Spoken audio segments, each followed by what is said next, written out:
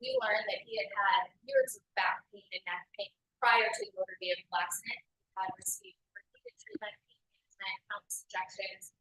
He had a neck surgery that he did not disclose, and he had actually treated just 4 days before this accident for pain in his neck, pain in his back, and numbness down his bilateral legs with so much difficulty that he had challenges just turning his head because his head hurt so bad. He was utilizing a cane and he was obtaining either medication through a physician or self-medicating due to the extensive pain that he was having. We filed a similar motion in the Oakland County Circuit Court case directly against Mr. McAdoo, addressing the same issues, his failure to disclose. In that case, in a written opinion that we did attach as an exhibit, Judge Cunningham found as a matter of law that Mr. McAdoo failed to disclose relevant material pre-accident medical conditions, focusing on the neck, the back, and the bilateral leg numbness. That information was materials that McAdoo should have known as the individual who would be in his best position to know his own medical history. Plaintiff filed this action independent of that one, seeking payment of medical expenses for treatment provided to John McAdoo for his neck and his back following the subject accident. So we have brought this motion seeking summary disposition and disqualification for benefits for plaintiff based on John McAdoo's failure to disclose pre-accident medical conditions and his pre-accident medical treatment. As we outlined in the motion, obviously that treatment is relevant and material to the investigation, whether or not plaintiff's treatment is related and medically necessary as a result of the accident.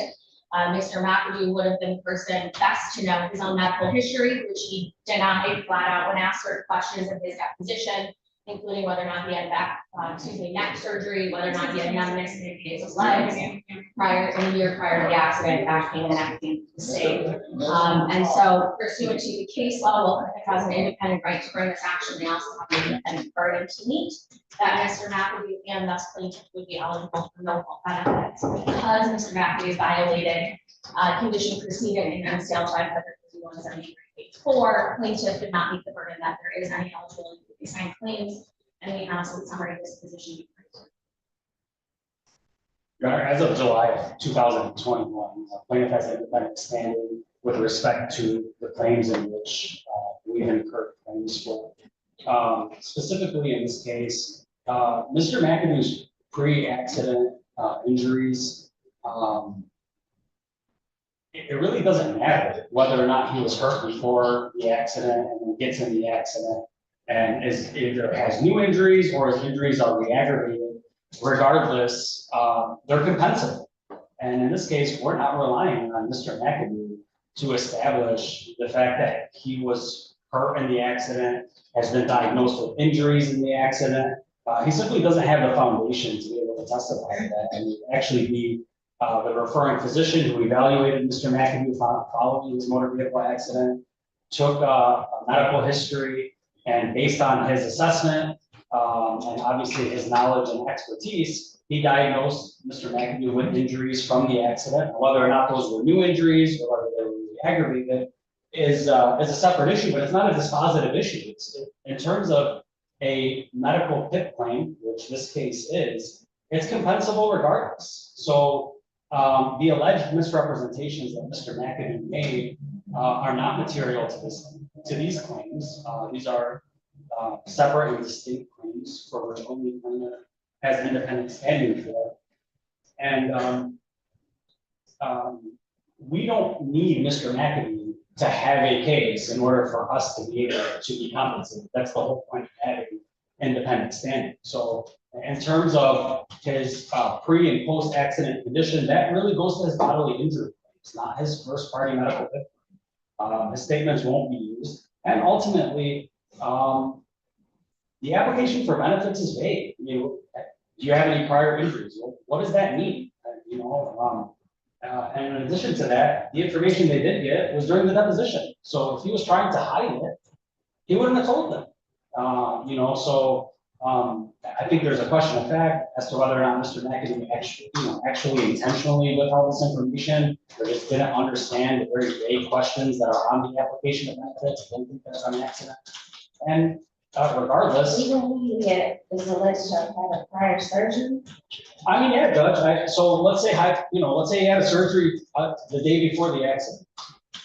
and he gets in an accident, I mean, he's probably more likely to be hurt. And in this case, I mean, if the plaintiff had to prove, a change of life element to their claim, I would say, yeah, I mean, that's gonna be very problematic if you're lying about that. But all we need to show is he had an existing injury and was re-aggravated, or that he sustained a new injury. And whether or not the jury finds that, that's gonna be associated with this accident, and they could say, more likely than not, that Mr. McAdoo was hurt in this accident and sustained injuries as a result of the accident and not some prior injury, I think, remains to be seen. But we don't have to prove change of life.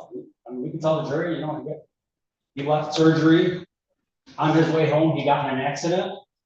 Mr. McAdoo says his injuries got worse. A doctor evaluated him. His opinion is that he re-aggravated the existing injuries as a result of the accident, and that would be compensable. So it's not material to these claims.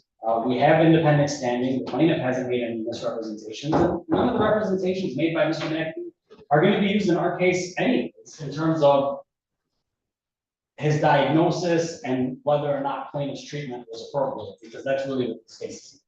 Is the application in your exhibits? Exhibit A, Your Honor. I'm on exhibit L. I'm on exhibit L.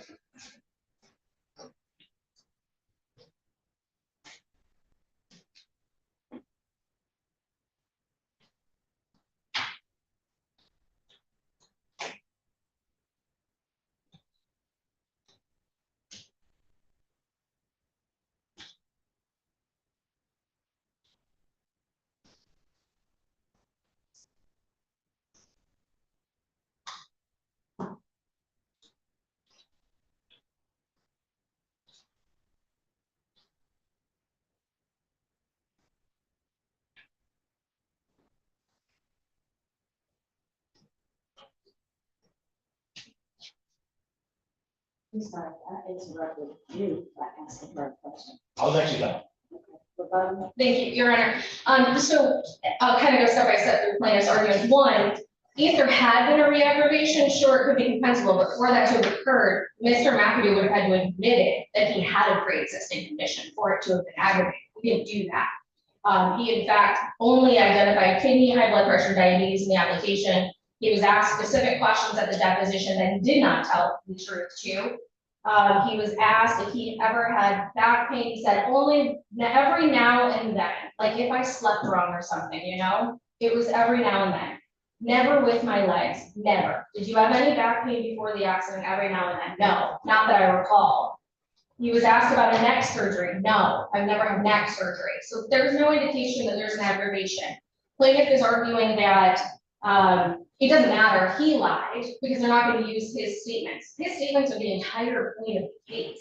It was his application for benefits, which is required under the statute to be completed for claims to the same things. It's his misrepresentations that their claims are essentially based on if they're going to argue he had a re-aggravation or even a new injury. They would have to prove everything about his medical history that they can't do.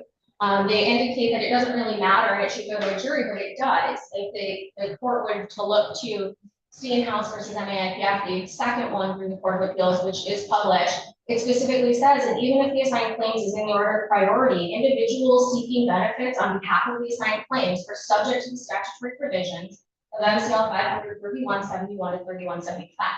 That includes 31.73A4, which would bar recovery of benefits if anyone, in this case being Mr. McAdoo, submitted false statements that they knew or should have known were false that are material to the claim.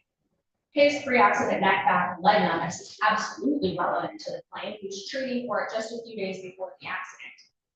Plaintiff argues that there's no intent on behalf of Mr. McAdoo. There's no intent assigned to these cases, making these innocence. It's a published case. It specifically says there's no intent when seeking disqualification under MCL 531.73A4. In plaintiff's response that we also addressed, they cited cases that are policy claims. It doesn't matter when it applies to the statutory exclusions that are at issue in this case. And as for the alleged vagueness in the application for benefits, I could probably list off a dozen or more cases for the Court of Appeals that have not only relied upon the application for benefits, but said this is enough to give you an opportunity to disclose the pre-accident medical conditions. In the application, it specifically says If you sought treatment from more than one doctor or pharmacy, attach a separate sheet with their information. I have claimants that do that. That is something that is available to this individual. Also, we asked him at his deposition about the application for benefits. He signed it. That is a indication under the contract law, the FCA versus, or DELEA versus FCA, that if you sign something, you are attested to the accuracy of the same. Additionally, we cited to the two Ferndale versus Allstate cases. While unpublished, they are informative that do indicate that a failure to disclose pre-accident medical conditions by the claimant in an application for benefits does bar recovery by a provider, even if they brought a separate action, because the burden remains the same to prove that benefits are compensable if they sign claims. And in this instance, they cannot, and we would be entitled to summary disposition. What about the fact that he disclosed that he was disabled? And that he had applied for disability benefits in 2017 in the application for benefits. Is that not sufficient to put the defendant on notice that there was some sort of disability? It's not, Your Honor, because according to what he disclosed, what would have been assumed is that his disability, which by the way, he marked yes and no on that, was for kidney, high blood pressure, or his diabetes. There's Court of Appeals cases, and I can pull them up from the court ratio. So we're looking at the same thing.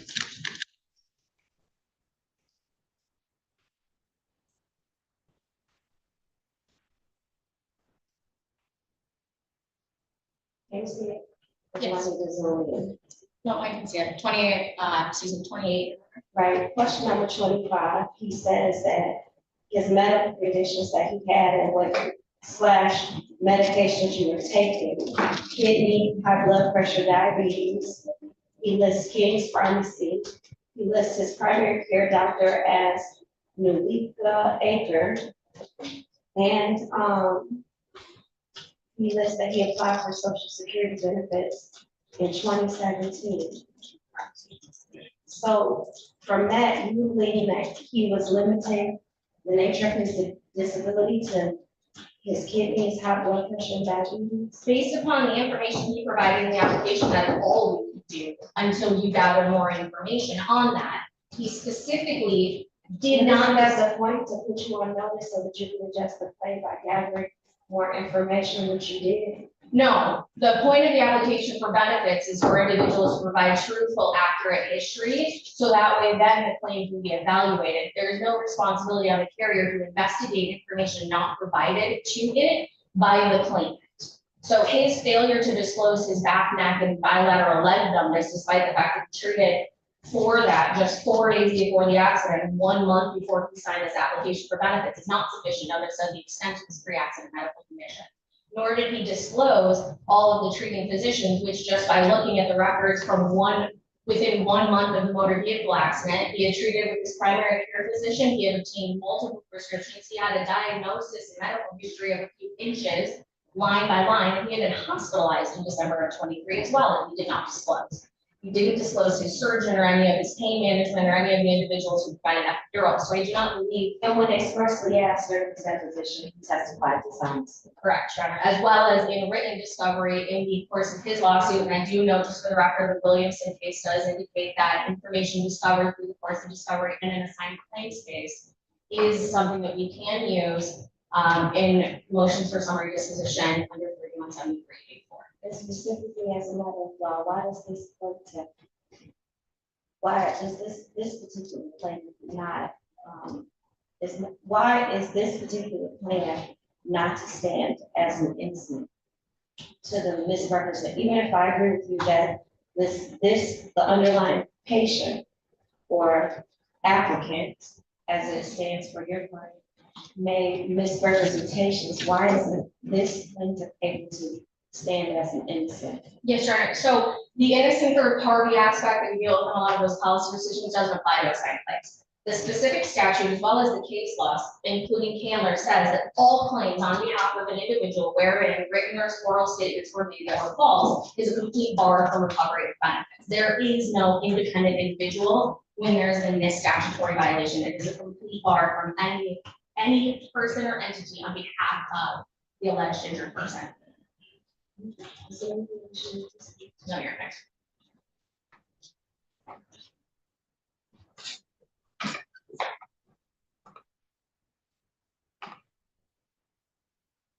in looking at this motion, the key question the court is asked to assess is whether Mr. McAdoo knowingly submitted false information material to his assigned claims request.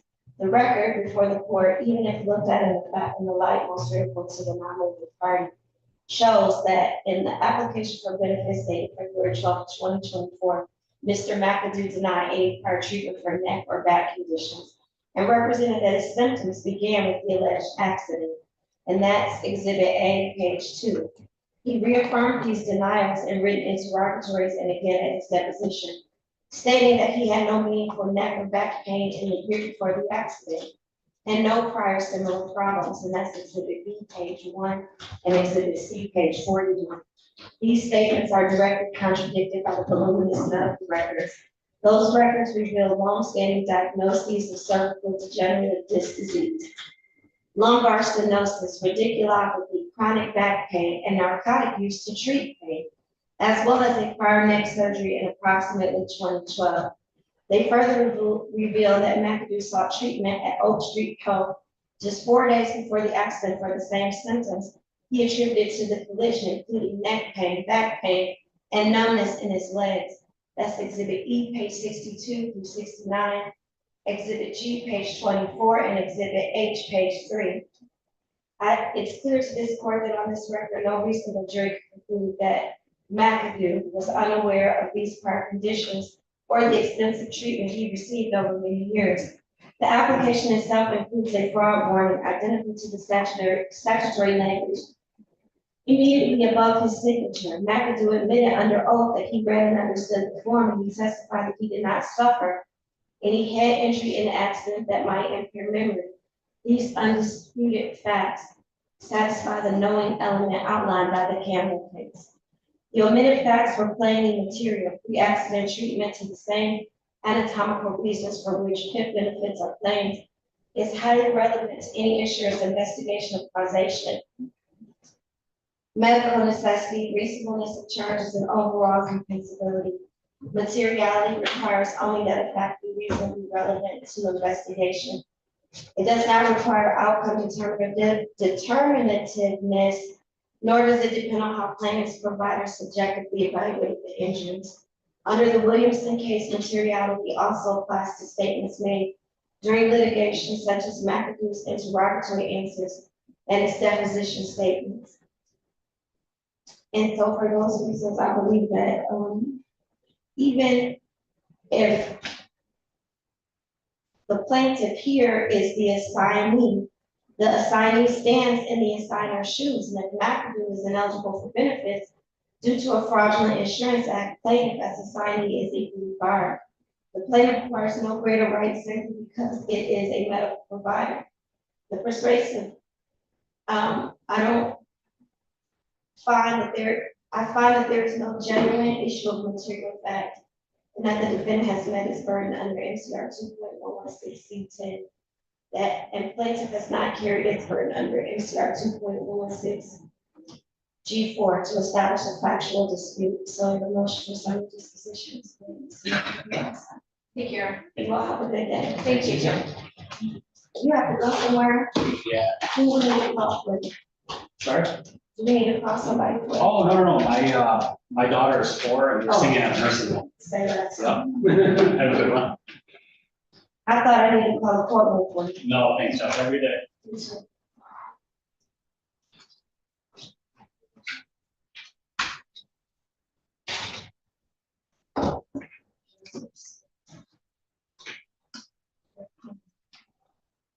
There's not enough oil already on the platform.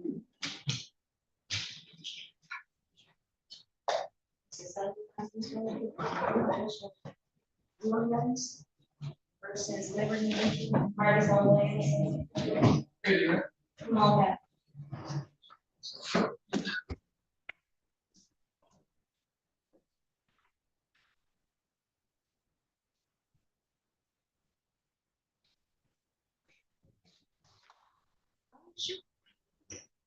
Hopefully it works.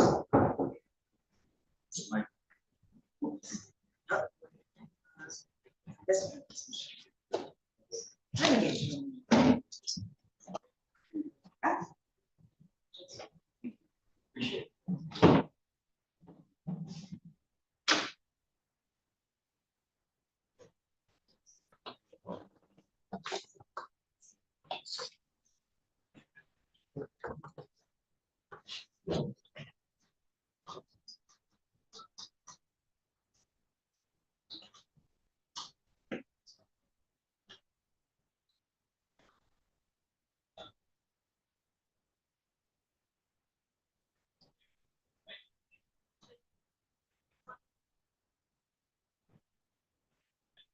Since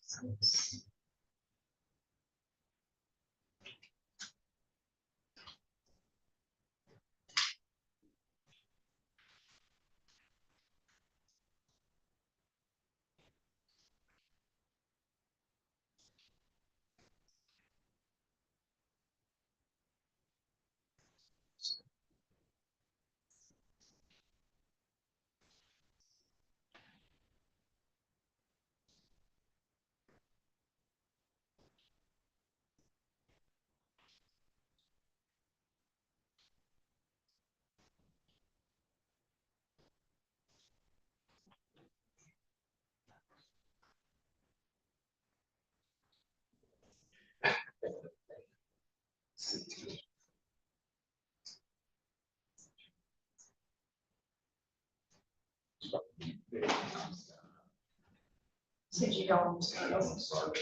Oh.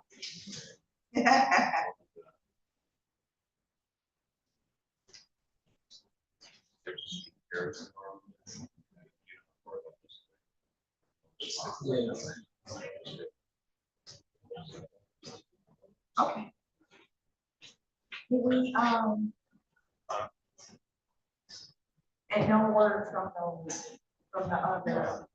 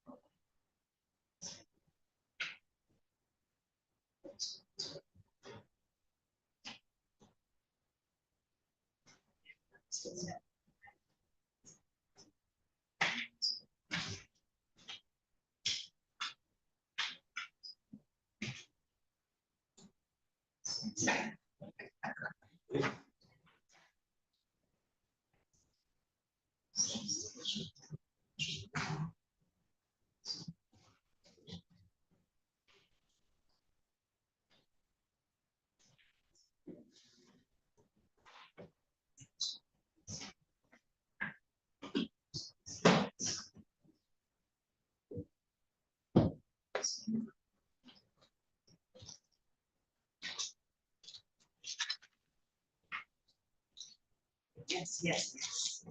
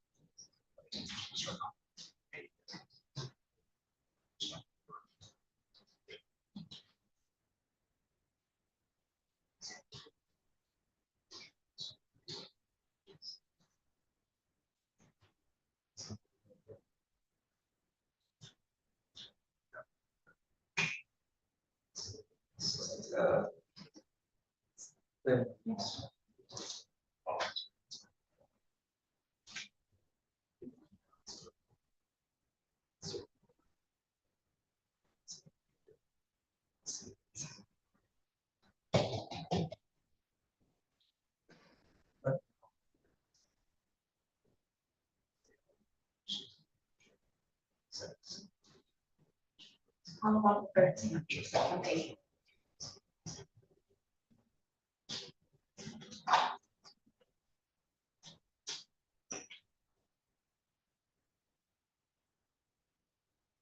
You're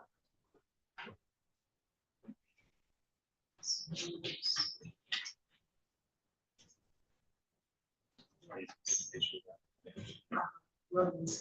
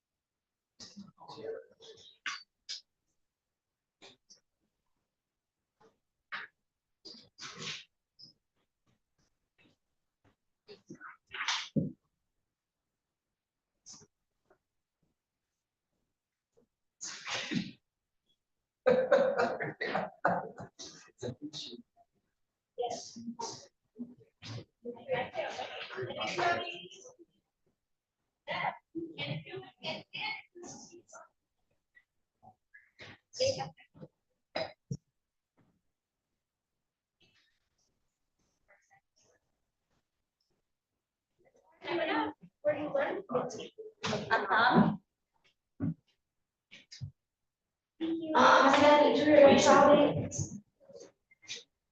Thanks, This next motion. Take another 7. Russell. Parties on Russell? Sorry. No problem, Judge. Listen, cause they gonna be faster than you, I promise. Well, you asked, so you have to be next. There's nobody else left.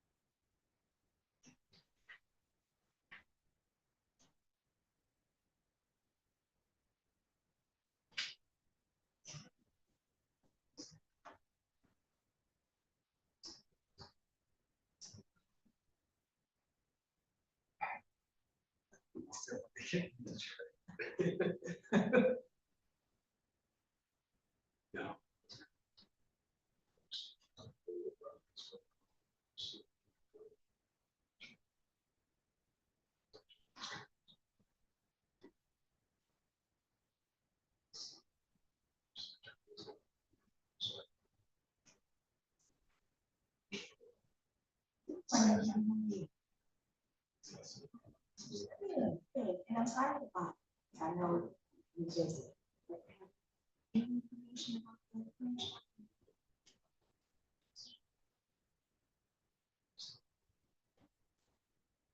Oh, okay. Then I know she will do that, so I'll just wait for the. Thank you.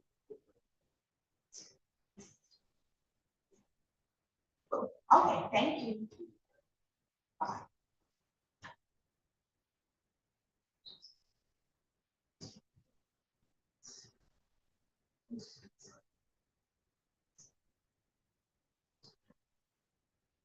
Oh.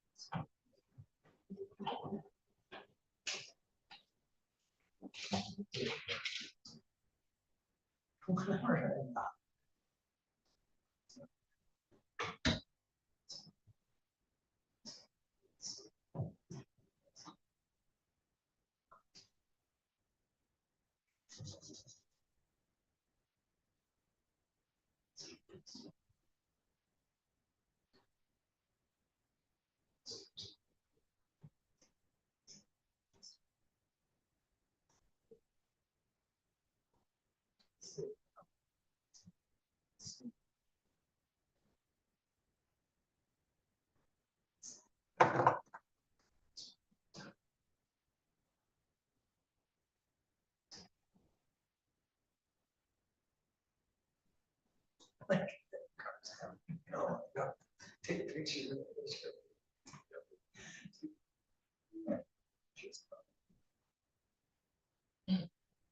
Yeah, I'm already over there fighting demons. I could go to sleep for nothing. Oh, I yeah. even took some sleep. I think it's kicking in now. You need some red hot sauce. No, no, you don't. Right, not this number. I'll be, you're like, Kim. Call Clerk Kim.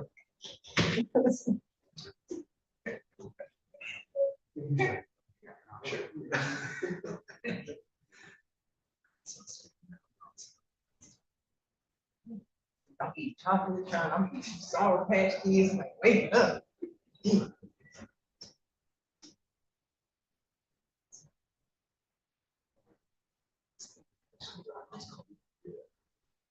Luckily.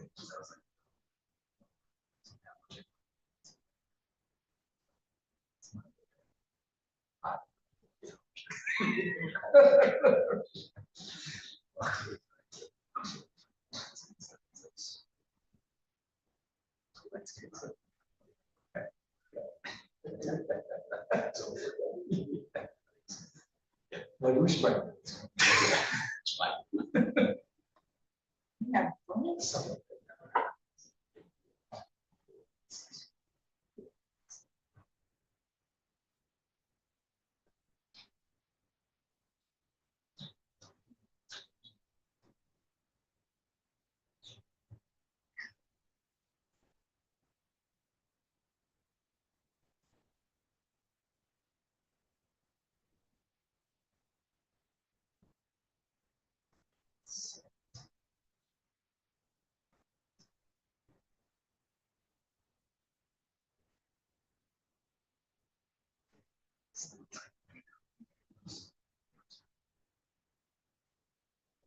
It's just like a.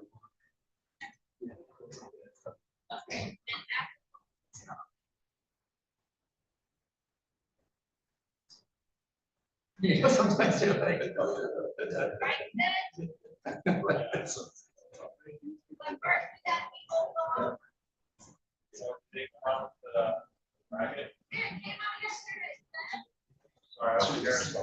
Three trips.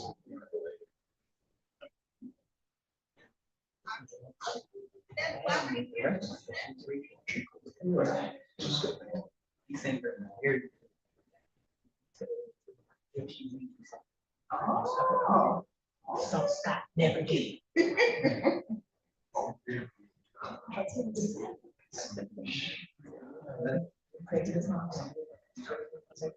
Yeah, somehow. So I can see him with these others. And this. That was the. And one that blow. I don't care. I see that. No, I And believe the hospital in Georgia. I'm like, oh, it's getting real. They all. And I guess another, I mean, if they want it Hard to say. in recreation. but if it affects your work. Oh, yes. Probably the places to do this. Okay, you start reading like, oh, really? You just say, that's what it is. Like, you just want to throw it all up. I ain't never seen nobody click a magnifying glass, check it out, you know, and put it up there, like, I've never seen it. They do this thing, bust it down, and they're box. You don't know what that is. I'm too cautious, I'm scared, I think I'm a scary person. Like, as far as stuff being able to happen to you. Yeah. I've seen a lot. And you see a lot of movies too. And then it's still not the security, but in law enforcement, you see a lot. I mean, Oh, so Angie, told me that, what she call him? Cornfish. The big. He's in her court. So she said, the big behind guy came over and take things over. oh, right. So he comes in and he don't like Angie, so he was trying to disrespect her by just ignoring her and asking her to help her. The one that is all these errors, can't type right, nothing, she had raised. Why? But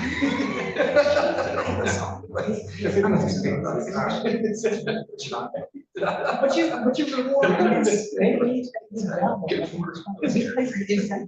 Insane. They do stuff so, I'm about to say, they do stuff like that. How is it that they all got raises across the? You need to look at their work to see what they're doing. They all get the same raise. When I worked at her, when they gave us our raises across the board, everybody get the same raise. Your attendance paid back, your work ethic paid back. Some people got 42 cents. It was just what it was, like. I was like, and you guys, not this one, but Yeah. the one that's complaining about, what is this, what is this? But I don't let this girl go. No, it's not a bad. Yeah. Well, then it's just a better shape. I mean, no, cute, but like, it's not a thing. The judge, but you complain about her, yeah, because they're the ones that hired them. And oh, we did that judge. But she complains about it, but you still there. This is more than a year.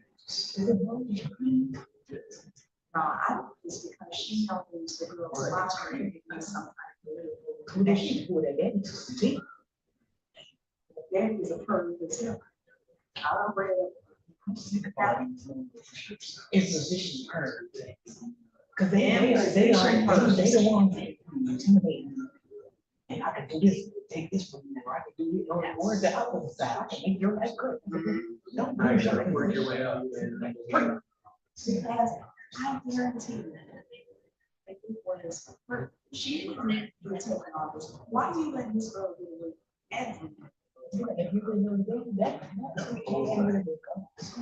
you gotta sometimes that can't open doors for you in great. When you and I'm the person who do it, I'm crazy. I'm gonna call you like, hey, I done said 16 times to your child, it's I before it. She is tripping on screaming, she ain't getting it. And I can't do this because this is elementary rate. And this is a real job. I need somebody who's professional. And when you gonna get that money? When you gonna pass that exam? Well, they might as well just hire Kim Kardashian. Got her crying and she could go work in the courts, right? Because we just gotta show interest. I just don't understand. She had something on her. Is that why? It gotta be something in that, that family knows something about that family. Because you are like right here. Because we look like who were tracking on the car. Oh, should be out of here. So you guys, somebody got that.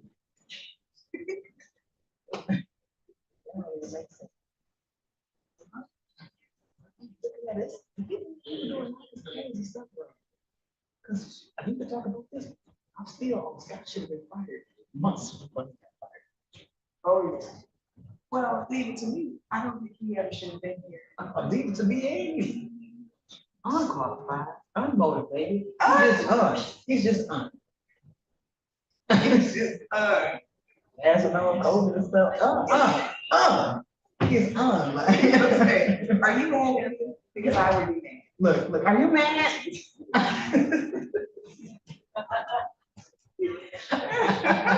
Really, very nice.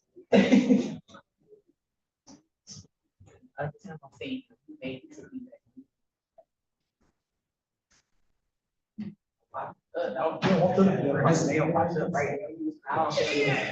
he made me feel like he would have drove us to crazy. Well, we done seen a lot of evidence that. Especially the pants, they can't stand the pants, they're not gonna put them on no water. Like, nothing. Like, what is it, make her out real bad about it or something? Like, I don't want to watch it. I absolutely hate. Jordan took his little shared bathroom, they just walk out. She walked past the sink.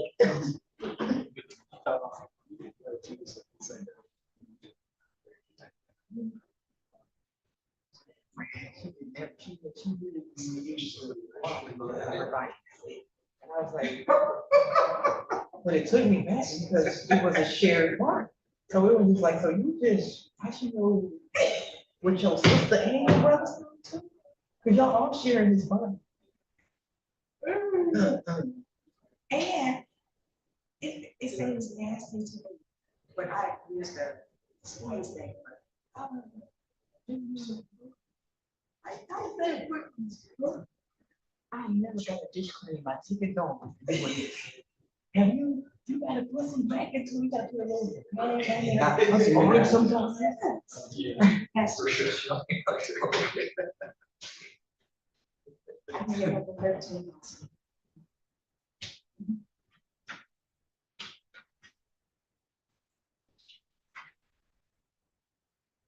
Next.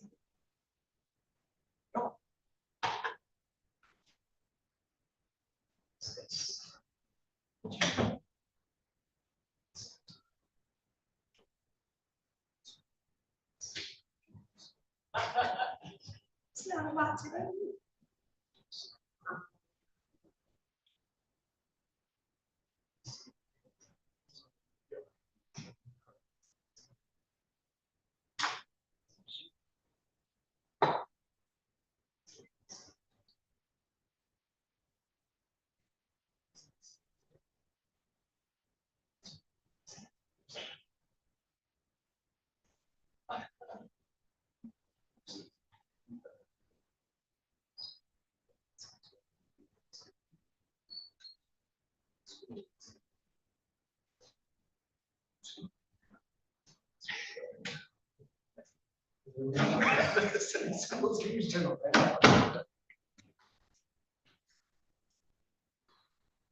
Sorry, No problem. people who last. Give me just a second to pull your feet and stuff, and then I'll call you up. Okay?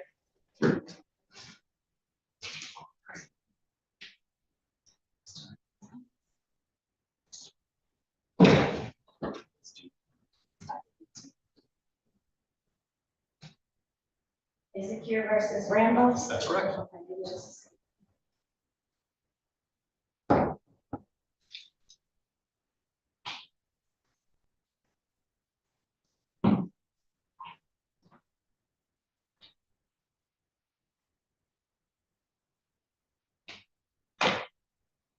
I'm not ready to have a seat. I said, give me a second. and then I'll call you up.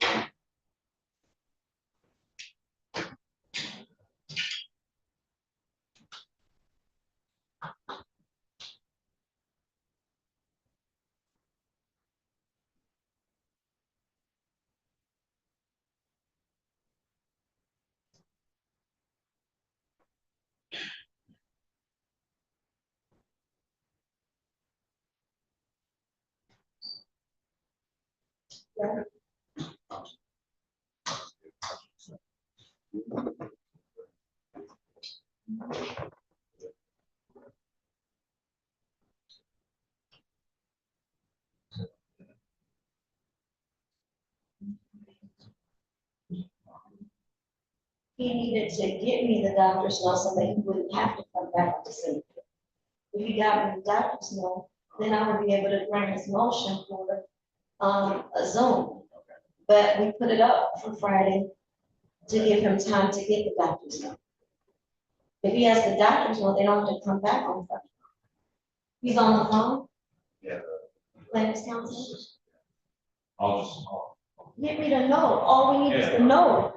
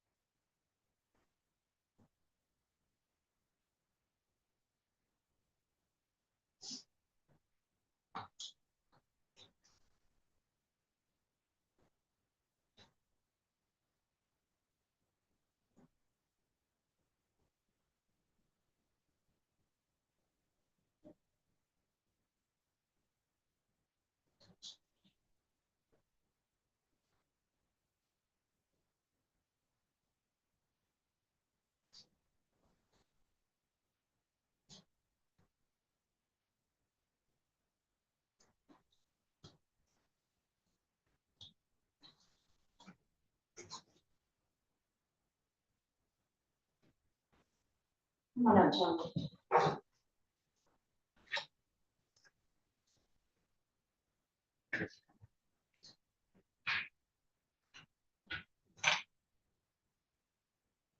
Calling case number 25011259 CK. Citizens United Reciprocal Exchange doing business as Secure Auto Insurance versus Suriaka Ramos, Accurate Care LLC, Complete Fitness RHB LLC, Prospect RX LLC, Qiana LLC, Transcare Detroit, United Lab RX LLC, Michigan Automobile Insurance Placement Facility, John Doe's 1 through 10, and ABC Medical Providers 1 through 100. This matter is before the court today for a motion for summary disposition. Your appearances for the record, please. Good morning, Your Honor. Jonathan Bateman. Good morning. Rick Szymanski for defendant. Yes. Good morning, Mr. Szymanski. This is your motion. Whenever you're ready to proceed. That's correct, Your Honor. This is our motion for summary disposition. We will answer. I think the facts in our arguments are pretty well laid out in our motion. This does arise out of the 1920 accident. According to plaintiff's complaint, Suriaka Ramos was operating a 2017 Chevy Equinox that she owned and was insured with Cure. And Cure has now filed this DAC action requesting this court to rescinding the policy for alleged misrepresentations made by Ms. Ramos and directing that Ms. Ramos and her medical providers come to the NAIF for benefits. It's laid out in our motion. It's our position that the type of summary disposition is in no way could Ms. Ramos or medical providers come to the NAIF benefits for two reasons. First, this accident happened June 19 of 2024. But the very first notice that we received of this claim was with service of plaintiff's summons and complaint on July 24, 2025. Obviously, that's more than 1 year after the accident happened. 3174 requires that you have received notice of a claim within 1 year. 3145 says you can't file a suit seeking the benefits more than 1 year after the accident, so you can put on notice. We've included an affidavit from our adjuster confirming that and the notice of this accident within 1 year. So based on that alone, summary disposition. Second is that, as indicated, this Ramos was operating one vehicle that was insured with Cure.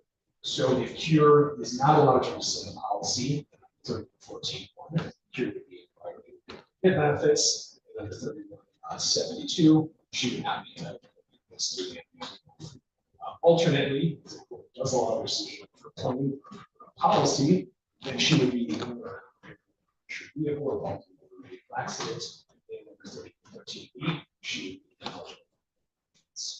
The plaintiff has pointed to the Barrow case for the assertion that Ms. Ramos's medical providers might still be able to come to the NAIF for PIP benefits under a innocent third-party analysis. But Montevero only applied to the policy case where there was a rescission. And the court said that in that case, the medical providers are entitled to that balancing of the equities. That's not believed. They're not entitled to that. The second is the Wilma Moody case, but that only dealt with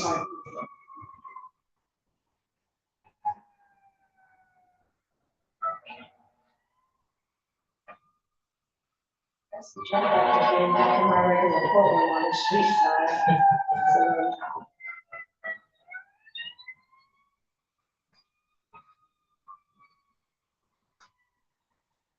So, this side. You're right, the Wilma Moody case is not applied. That was a very limited holding in which the court specifically said they were not applying that holding to benefits. That was only dealing with third-party BI claims in the rescission of a policy.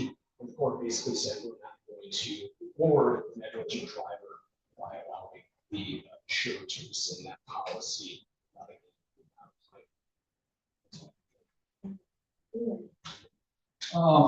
I'll keep it brief, Your Honor. With regard to first argument, notice Cure's not seeking any benefits from the action.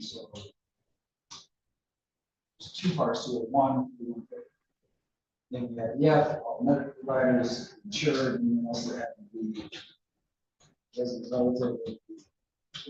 Accident policy. So that's the first part. Notice that there could be a claim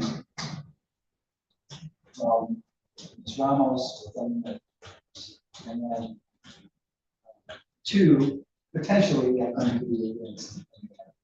That's why I said, hey, maybe make a claim against the MAIPF.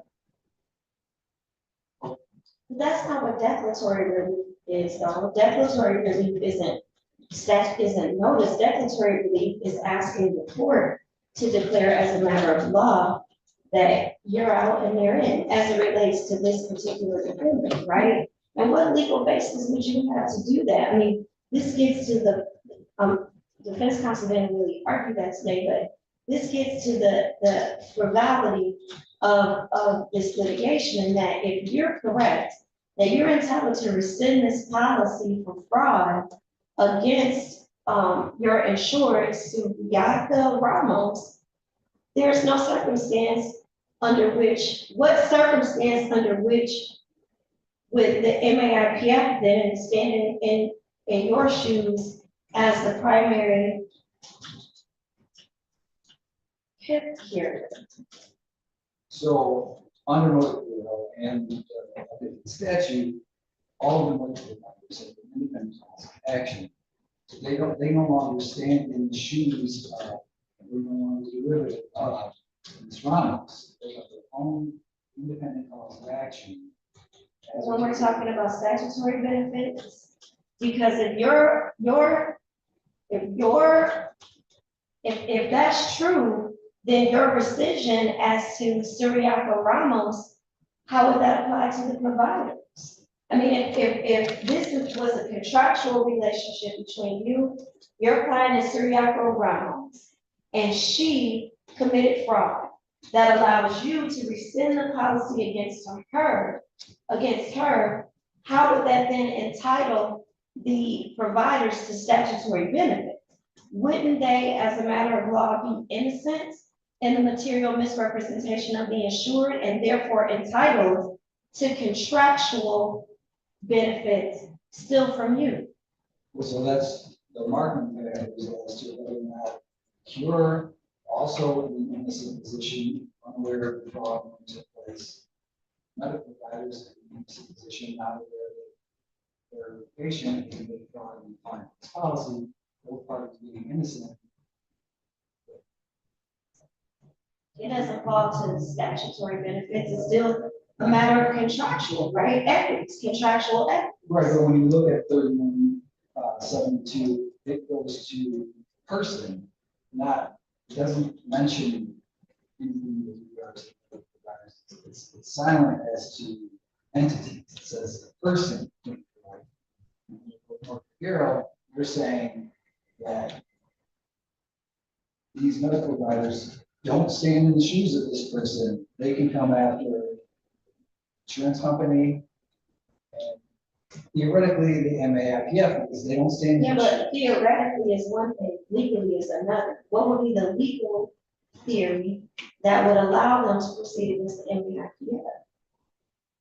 If I'm accepting what you say is true, that you are entitled to rescind this policy as to Ms. Ramos, how does that put the MAIPF in the line of coverage? So at that point, there's no insurance, right? So the medical provider says, okay, I have a claim. It's not insured because there's no insurance. There's no insurance for somebody driving their own uninsured vehicle.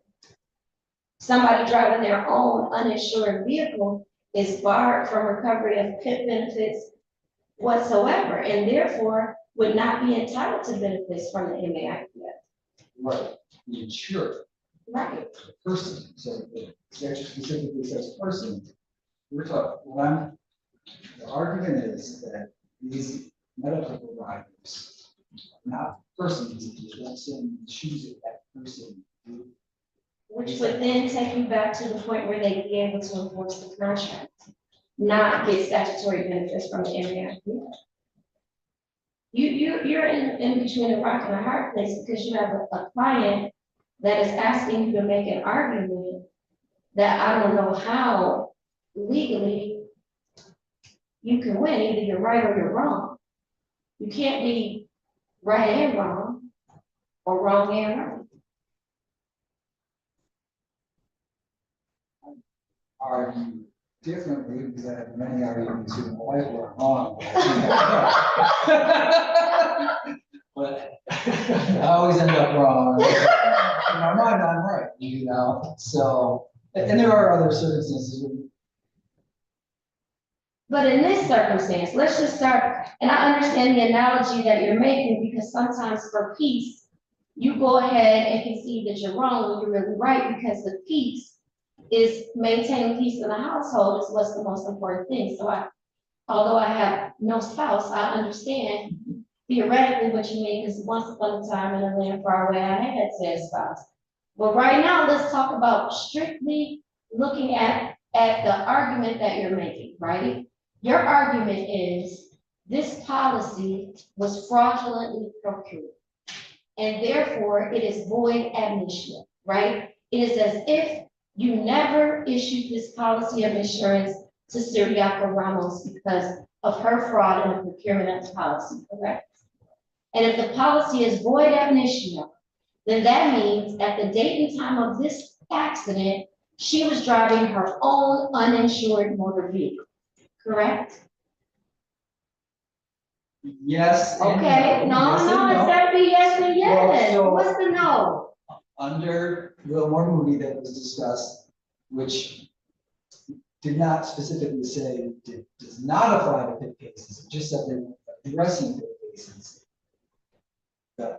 The court said that it's not as if you, I think the language was, it's not as if you took a DeLorean and went back in time and erased it. She was driving a vehicle that she assumed was insured, either because she believed she could do the policy with no fraud, or because she thought that the fraud wasn't going to be discovered. I don't know. But then that would allow these providers to get their benefits from your client, not the MAIPF. She's out, she can't get any benefits from you because she lied to you to get the policy. But wouldn't that make the providers innocent as to her material misrepresentation and entitled as innocents to collect their benefits from your client? What situation allows them to hop the fence and come get it from the MAIPF? Well, that's where the weighing of the equities comes in. Say, Not for statutory benefit. What case law says you weigh the equities for statutory benefits? That's the motion that was argued right before you guys. I don't know if you were listening. I was listening. Yeah, you're between a rock and a hard place, because one day you're gonna be on the other side of this issue when you're the MAIPF assigned provider, having to argue the opposite of what you're asking the court to declare today. I'm gonna let you make your record, because perhaps this is something that a higher court's gonna have to weigh in. So I'm gonna promise you, I'm gonna shut up, and I'm gonna let you complete your record.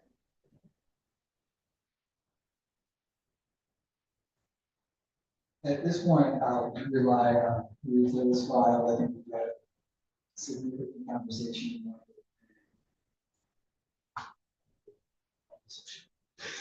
Well, I wasn't telling you to shut up. I have been known to ask questions, and sometimes those questions may be construed as impairing a party's ability to make a full and complete argument, and I don't want to do that to you.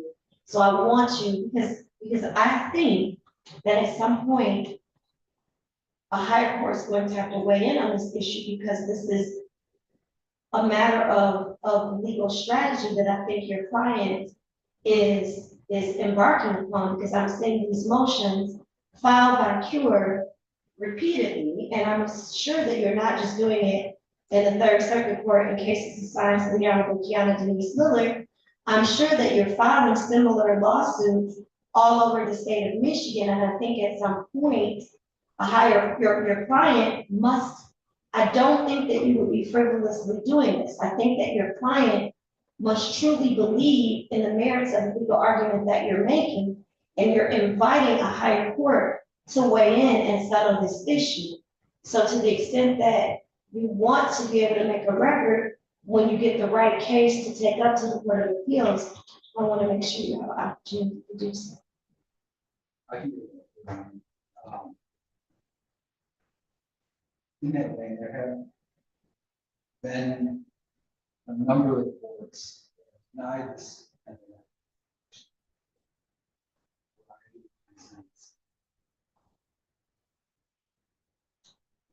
Just reiterate that under North of the Arrow, providers do not stand in the shoes of the insured. So they have an independent statutory cause of action, right? And when then there is no insurance company, who do they go to when weighing the equities favors cure? So let's say the court rescinds the policy as to the individual. The court weighs the equities as to cure and the medical providers. I reached what that looks like as to each medical provider. Let's say that the court finds that here's what I'm saying in this particular circumstance, and now you have this medical provider. It's not saying in the shoes of insured without an insurance company to go to. Just walk away from that thing, or do they have a cause of action against the MAI? Yeah, because they're not a person that didn't give notice. They're not a person that didn't have insurance at the time. They're something different. Because they would have had no reason to give notice to the MAIPF because they provided care under the belief that there was valid insurance for cure. Potentially, that's what they say, but we don't know that. They may have just provided it because they're a medical provider, and that's what they provide to do. What happens later, like an emergency care facility, ask if you have to change your insurance, they have to just treat them. Is there anything you should like to say? No. Well, Very, very briefly, Your Honor, so brother counsel indicated that we filed the suit to put the IPF on the list. The problem is none of the providers have received this. So that this is. I understand the concerns about what happens to the medical providers if the cure policy is rescinded. Well, again, that is why there is third parties, and that is the stick that is 3113B. If we allow people to lie on their applications for insurance, get their policies rescinded, and all the medical providers still just get to walk over the AIPF, what's the point of it? It doesn't actually have a cumulative effect. It has to be that way unless 3013B is meaningless. And we can extend that to 3013A. We allow people who steal motor vehicles to let their medical providers still come to the AIPF. It would be completely meaningless. And I think there's a disconnect here between the arguments that plaintiffs make in the Hero case and the Moody case and contractual benefits versus statutory benefits. We're not entitled to those benefits that we have these statutory benefits. all right, having reviewed your pleadings and heard your arguments today, I do find that under the circumstances presented to the court that the defendant here is entitled to summary disposition. I don't think that there's any legal scenario under which Syriac or Ramos or any other treating providers, alleged treating providers, would be able to seek benefits from the MAIPF. I think that this action seeking declaratory relief on behalf of Citizens United Reciprocal Exchange doing business as Cure Auto as it relates to the MAIPF is the arguments are legally, as a matter of case law and as a matter of statute, unsound. I think under the circumstances here, if it's correct that the plaintiff, normally defendant Cure, is allowed to rescind this policy for fraud, then that would mean Siriaco Ramos is driving her own uninsured motor vehicle as a result of her own fraudulent actions, and therefore she would not be entitled to no-fault benefits. And if she's not entitled to no-fault benefits as a matter of law, there's no circumstance under which she can seek benefits from MAIPF. There's also no circumstance legally under which her providers would be able to seek benefits from the MAIPF because MAIPF benefits are grounded in statutes. Now, whether or not the contractual enforceability of the decision extends itself to the providers, if it's deemed to be a valid rescission of the policy, is an argument for another day at another time.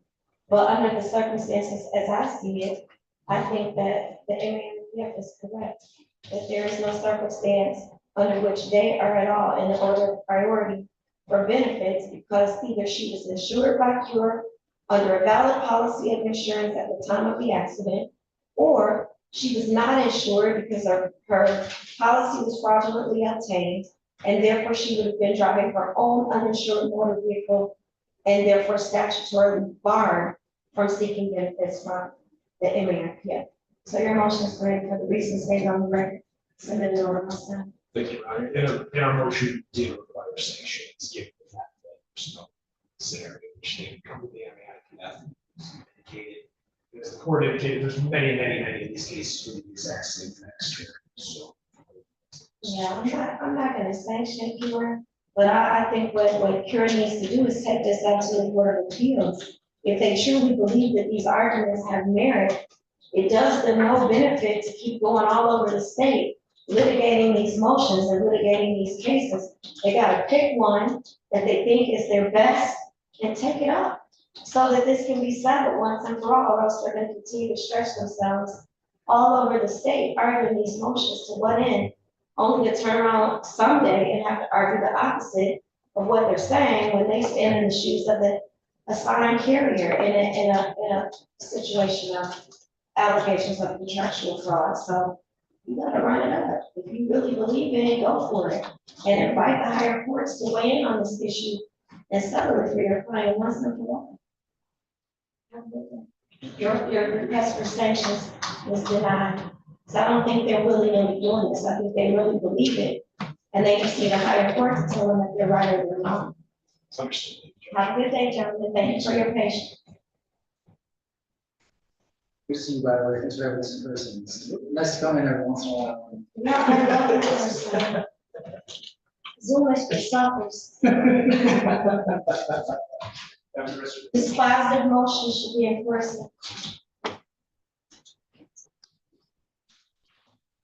And that's it.